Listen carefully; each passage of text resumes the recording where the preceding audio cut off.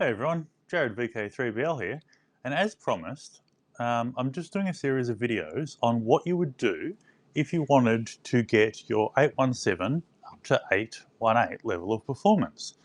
Now the first thing would be the extra watt. I wouldn't bother, but you can do that in the service menu. I'm not going to explain how to do that because I don't think it's warranted and it could invalidate your warranty. So I'm not going to explain that one. The TXCO I've covered off. You can buy the genuine part and install it, or you can buy the eBay version at a much lower price.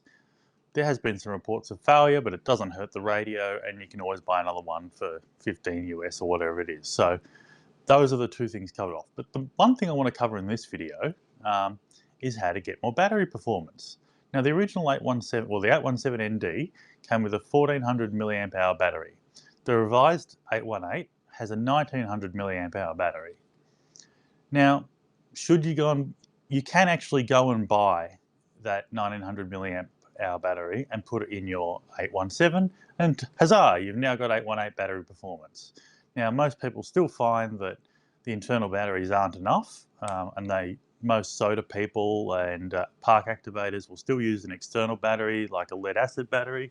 I don't think I have one here, or a LiPo pack, but should you desire to have a large capacity internal battery, I'll give you my recommendation. Now, hopefully I'm just going to check my screen. Hopefully you can see that, yep. This is the 818 battery tray, and I've filled it up with these weird white cells that have LADDA written on them. And they're purchased from IKEA. In Australia, a 4-pack costs $10, which is, I don't know, $7.50 US. They're probably even cheaper in US IKEA. But they're a 2450, so 2450 milliamp hour lithium NIMH battery.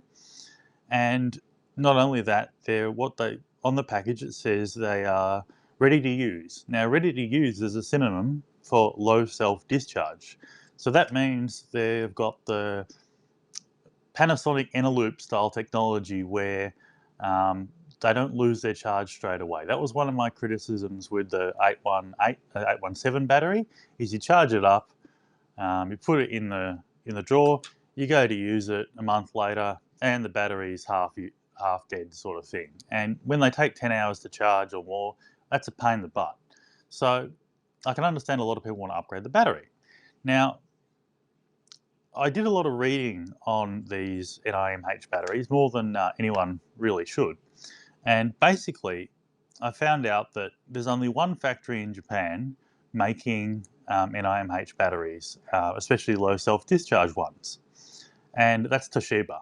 Now, Toshiba make the Panasonic Eneloop Pro batteries, which are seen as the gold standard, the best batteries you can get in the NIMH scene. But they also do white label batteries for a whole bunch of other people, one of which is IKEA.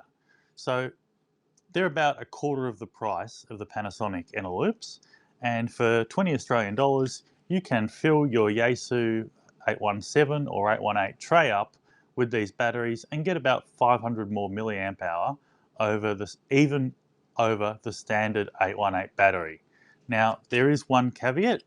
This pack is a little bit heavier, and the batteries are actually a little bit thicker than your standard AAs. So often when you go to put them in the tray, there's not enough spring tension to hold them connected to each other. Now, you might find you just have to, give them, see how I can't even spin the battery in the tray? You might find you have to play around a little bit after you put them in the radio to get the radio to power on. Not a big deal. I do wonder about long-term viability, whether you could just leave this in there, recharge it in the radio. By standard, these packs won't recharge the battery unless you go and nick the green wire. Now, most people go and nick it right there, so they can always resolder it. But yeah, that green wire stops you from being able to recharge batteries in this tray. If you go and disconnect it there or cut it completely, it's your option. Depends whether you want to be able to repair the tray. You can put the batteries in, leave them in the radio, and charge it up like a normal pack. You will get 1000 milliamp hour over your standard 817 battery. You'll get another 500 over an 818 battery, but unlike a nice proper shrink wrapped pack, you might have continuity issues from time to time. You know, if you're traveling with your radio and it's jumping about as you're hiking up a mountain, you might get to the top of the mountain and find you have to go and fiddle with the tray to get the batteries to go. I haven't tested it that extensively, but for a $20 Australian upgrade that gets you even, you know, 500 milliamps over even the new battery, I reckon give it a go. Why not? It can't go wrong. Anyway, that's my recommendation when it comes to internal batteries for the FT-817 if you want to upgrade it to get 818 performance, or in this case, better than 818 performance.